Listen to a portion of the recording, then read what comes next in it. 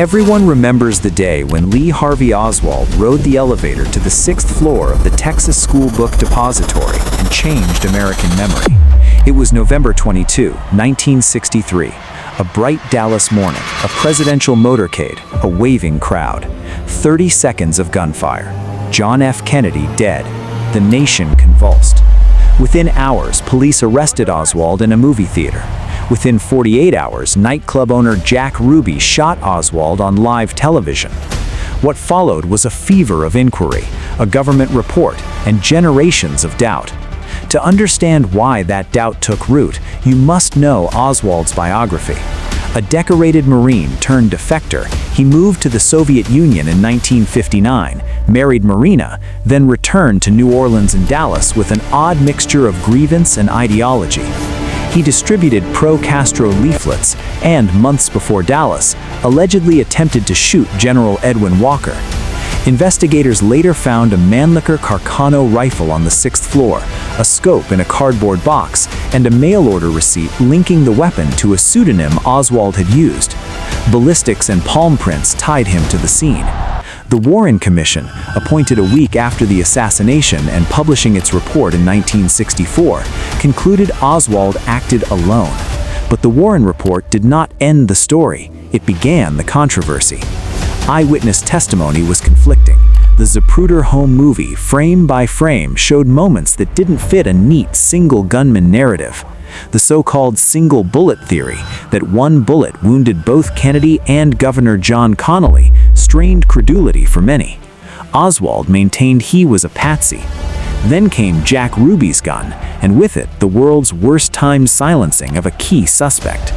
Ruby's connections to Dallas nightclubs, to figures in organized crime, and to police insiders fueled immediate suspicion that someone wanted Oswald dead before he could speak.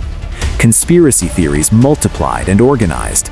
The CIA had motive and covert history, clandestine plans against Castro, ties to anti-Castro exiles, and after-action secrecy that left records sealed.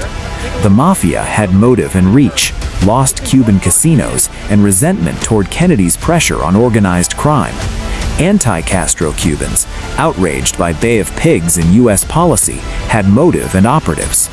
Later, some speculated about elements inside the federal government, bureaucrats, unhappy vice presidential ambitions, or rogue operatives, though direct evidence remained thin.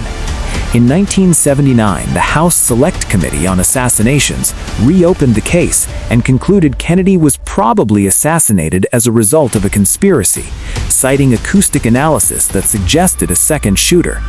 That finding galvanized public belief in a plot, until the acoustic evidence was later seriously questioned and effectively discredited by scientists. Yet the committee's admission that the lone actor conclusion might be wrong made many Americans feel official truth had been withheld. Compounding suspicion were anomalies, conflicting autopsy records, withheld FBI and CIA files, and a culture of gatekeeping that lasted decades. The JFK Records Act of 1992 forced the release of many documents, but thousands of pages remained redacted for years. Each late disclosure fed the theory economy. A withheld memo, a missing telegram, a name that surfaced and then vanished, became fuel for new narratives. Today, the historical record contains solid facts: the rifle, the arrest, Ruby's shooting, and equally persistent unknowns. Why did Oswald move so oddly through his life? Who, if anyone, coordinated him? Why were records hidden or slow to emerge? Scholars, journalists, and commissions have argued and re-argued the conspiratorial threads without producing a single undisputed map. The assassination of John F. Kennedy left a wound in American democracy, not only because a president died, but because the official explanation failed to satisfy a suspicious nation. Whether Lee Harvey Oswald was a lone, angry ex-Marine or a small node in a larger, darker network will likely never be settled to everyone's satisfaction. The case became less about one man's guilt and more about a country's capacity to accept a tidy answer when the evidence is messy. 70 years on, Dallas remains a place of frames and shadows, a scene where history, grief, and conspiracy continue to intersect.